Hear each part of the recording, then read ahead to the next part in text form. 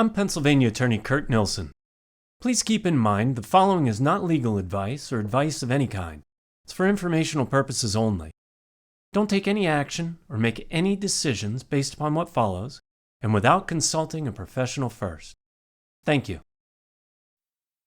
What happens if you sign an agreement to buy this house from an owner who unknowingly has a deed for this house? While those weren't the actual houses, I had a client with an agreement to buy this house from someone who'd lived there for 20 years without knowing he had a deed for the wrong property, one that ended up being about a half-mile away. That's like buying tickets to see the Steelers or the Pirates and getting seats across the Allegheny River at Fort Duquesne. Before seeing how I fixed this problem, let's take a look at how I discovered the problem while confirming the property's title. My work usually starts with the county tax assessment maps. Although tax maps are not intended to be survey accurate, they do provide a good idea of a property's general boundaries. And in this case, the tax map showed I was working with a property with these boundaries. Once we have the land outline, we look at the current owner's deed to determine what it transfers and if it's the same parcel of land shown by the tax map. Of all the information in a deed, the most useful at this stage is the legal description. And of the legal description, the most useful information is the calls and distances that set forth the compass directions and measurements describing the land's boundaries. You'll also hear this referred to as the meets and bounds description. Each line of text tells you which direction on the compass to move toward from a specific point and the exact distance to travel. For instance, the first line tells you to move north 51 degrees, 27 minutes west, 225.59 feet. Each subsequent line begins with the last line's stopping point, which continues until each is sketched out to form a complete shape where the ending point of the last line meets with the starting point of the first line. Now that we've plotted the current deed's first legal description, we'll compare it with the tax map by looking at each parcel's shape and the length of each boundary line. The tax map boundary lengths are estimated using additional information from the assessment records. We're trying to match that tax map with either of the parcels described by the current deed, and by plotting the second parcel, we can see the current deed doesn't describe any land that matches directly with the tax parcel the client is looking to buy. We'll start overlaying the tax map to see if it could be a remainder piece, which happens when someone surveys and sells only a small part of their land without also surveying the part of the land they're keeping. A valid deed can describe more land than what's being transferred, which could be the case with Parcel 1, but isn't possible with Parcel 2. There's still potential for these parcels to work together, and we'll look at some different scenarios. First, it occasionally appears rotating a parcel can be the solution, which almost seems to work here, except that the parcel's northward orientations must coincide. A few degrees variance is acceptable for sketched depictions, but generally, north for one parcel will be north for the other parcel. So Parcel 1 could work alone as an original larger tract, particularly if we account for the roadway along the southern boundaries. Parcel 1 and Parcel 2 could be adjacent to one another with our tax parcels situated across both of them. However, nothing is immediately clear, and we're left with three seemingly unrelated pieces of land. So we'll create a working legal description to compare with recorded documents, then move on to the courthouse research. This is the see-through compass I use at my office. A 360-degree protractor divided into quadrants, marking north and south as 0. A rough legal description can be created by placing the compass over each boundary line of the sketch and marking the degree it crosses. Now we have 3 descriptions, and we'll begin the courthouse work with the current deed's recital, a set of brief facts about how the prior owner acquired the property.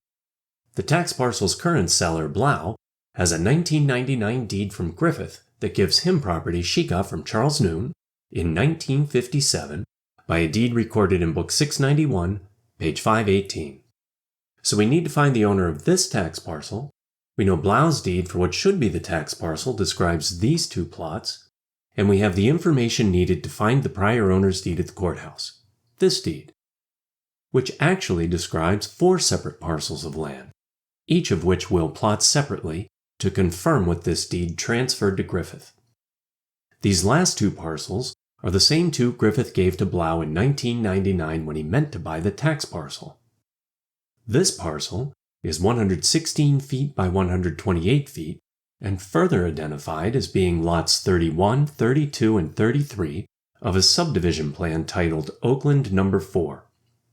Recorded subdivision plans provide a useful visual by detailing each lot's boundaries and location. The Oakland No. 4 plan was recorded in 1925 and shows lots 31, 32, and 33 here.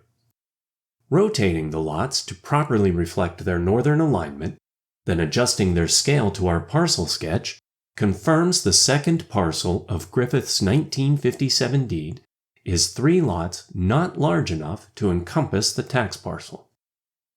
That leaves only the legal description for Parcel 1, and we'll focus on its boundaries' compass bearings and lengths to plot a parcel that looks like this. Comparing Parcel 1's plot with the tax parcel shows similarities worth examining in more detail by bringing them together into an overlay position. Parcel 1 clearly has the most potential, and we'll remove the others, then create a new set to work with. It looks like these parcels will align with just a few nudges. I've noted the principle of generally maintaining northward orientations, but it only takes a slight rotation to align the tax parcel's boundaries within the 1957 deed parcel. We can also match some boundaries of the 1999's deed parcel with the tax parcel, even turning the tax parcel to a point where it fits entirely within. But, looking at the original tax parcel, shown in green, against each of the rotated parcels, and connecting their northern corners, shows the degree of variation needed to work with the 1957 deed parcel is insignificant, especially considering the tax assessor's maps are not intended to be survey accurate. That fact also allows for a slight northward adjustment to create a near match with the 1957 deed. It's still not exact, and we'll search for the difference by focusing on the deed's legal description, removing everything but the calls and distances. This part of the legal description identifies the land as being 8 lots on the Oakland plan. Normally this information would be helpful, but I eventually determined the referenced area sits here, where there aren't any defined lots, and the Oakland plan doesn't apply. Now placing the deed's calls and distances side by side with those estimated for the tax parcel, and positioning each plot beneath its own description, I'll start working through the lines of text and marking each coinciding boundary on the separate plots. These last 4 lines of each separate description are nearly identical in compass bearings and lengths, as shown by the red marked boundaries on the separate land plots.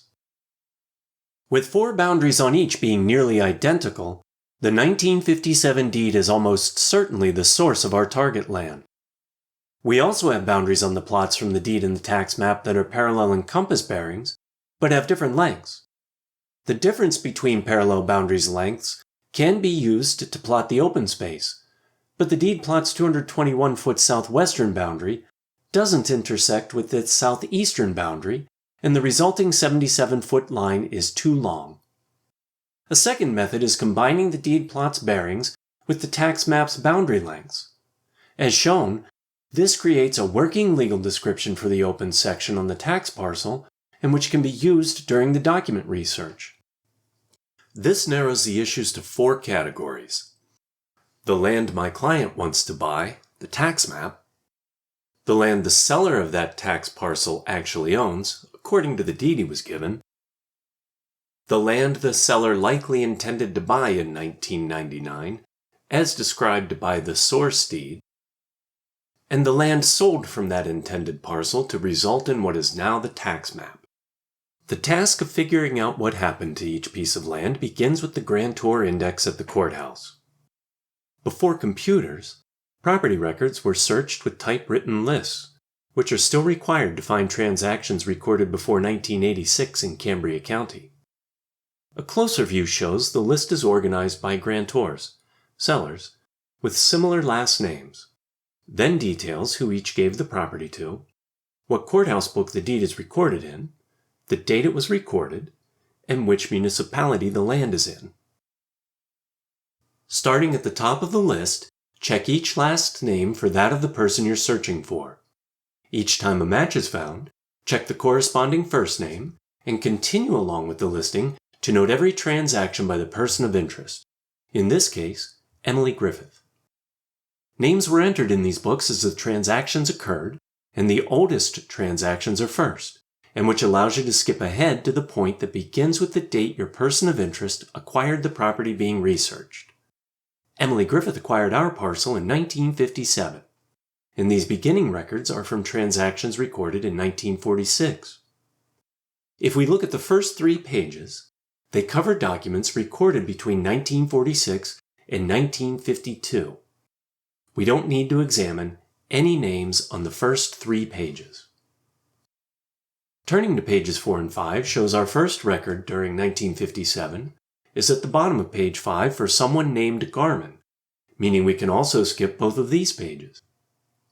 We'll start reviewing entries for Griffith, Emily, from the beginning of page 6 by running through each name for matches.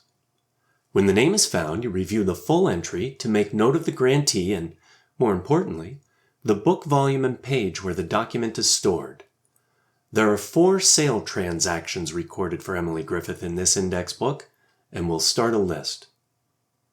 Then move on to the next most recent index book, which covers the period from 1967 through 1985.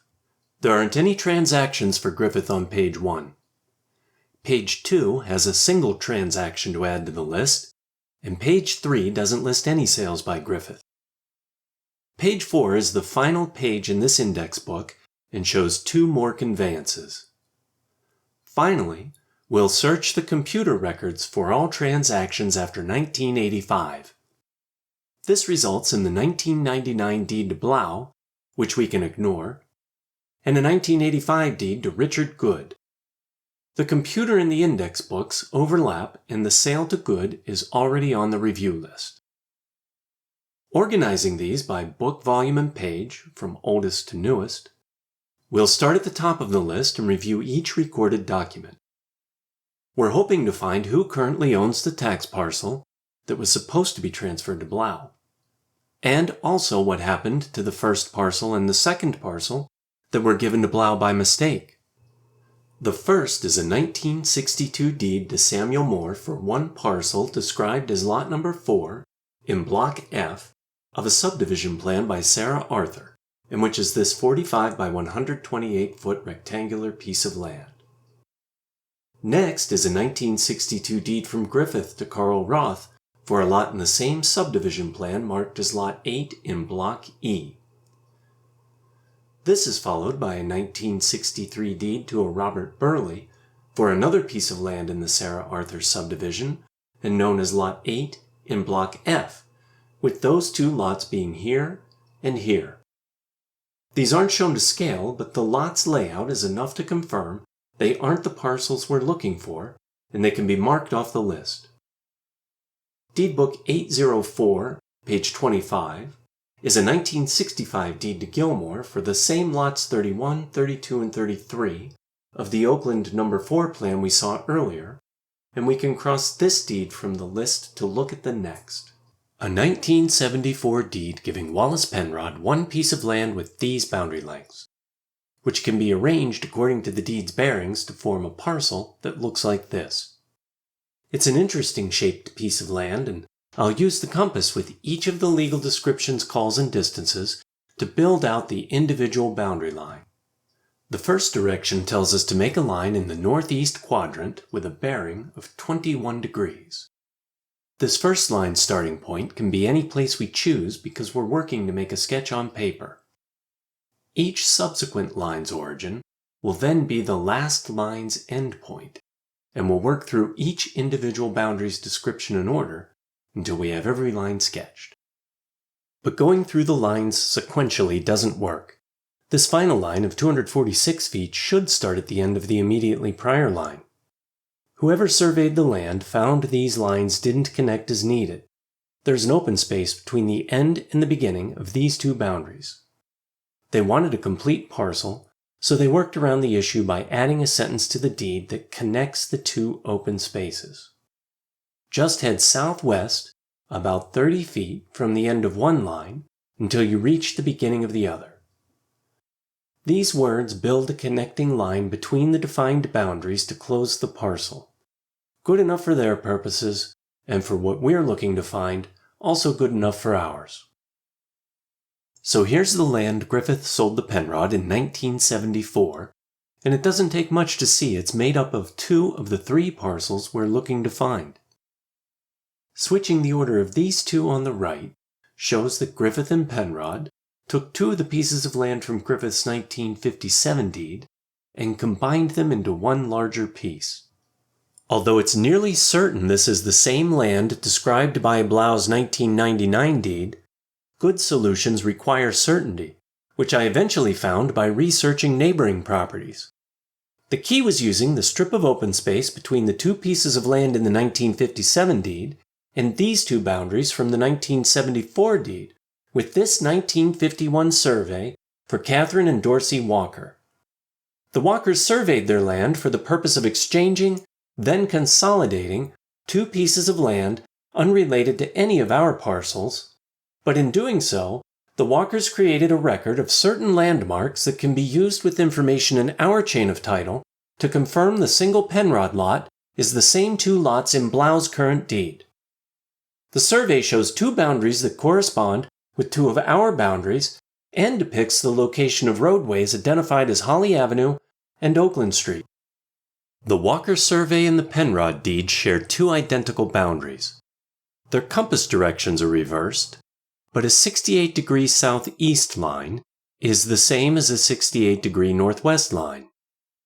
I'll bring back the deed and the survey to visually compare these boundaries as set forth in the 1974 Penrod deed and as shown on the Penrod deed plot and the Walker survey. This confirms the location of Penrod's land, but doesn't confirm it's the same two pieces of land in Blau's deed. For that, we'll look to the landmark cited in Blau's legal description, which makes multiple references to Oakland Street, as well as using two references to Holly Avenue. And while we're looking at street names, a good question could be, why not just find the streets with GPS? It turns out the Oakland plan is a great example of why street addresses are useful, but not crucial to property ownership. The plan named 9 streets in 1925, and by 1999, 7 of them were entirely different. Someone who bought a house on Thorne Avenue in 1925 would be living on Ringling Avenue today. That's why deeds use legal descriptions and not street addresses. Still, streets can be the key to pinpointing boundary lines when used with legal descriptions and other information of record, like the Walker survey, showing Holly Avenue and Oakland Street here. But it's only after combining 3 otherwise unrelated pieces of information created over a 75-year period that these facts are known. Holly Avenue and Oakland Street were changed to Tampa and Greenwich. Griffith's 1974 deed to Penrod is land at Tampa, Greenwich, and Frieda.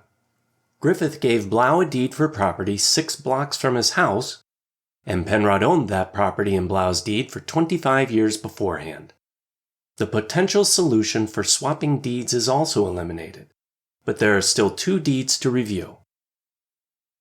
The next to last of those deeds is this one from 1982 to Barry Kaiser for a piece of land shown by a survey recorded as an exhibit, which looks like this when oriented to show north pointing to the top of the sheet, and which looks like this when we focus on the transferred parcel, then reduce it to the scale of the other parcel sketches.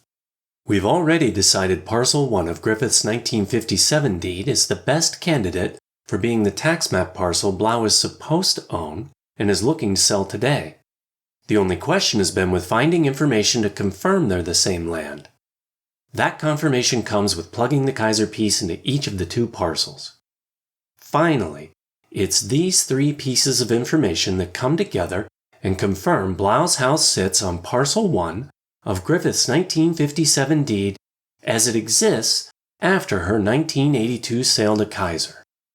We found our land but have one more deed to review, and I'll quickly say it transfers 3 lots from a 1927 plan that happens to be across the street from Blau's house, the house our client wants to buy, but doesn't have any relation to that land or to our work and can be disregarded.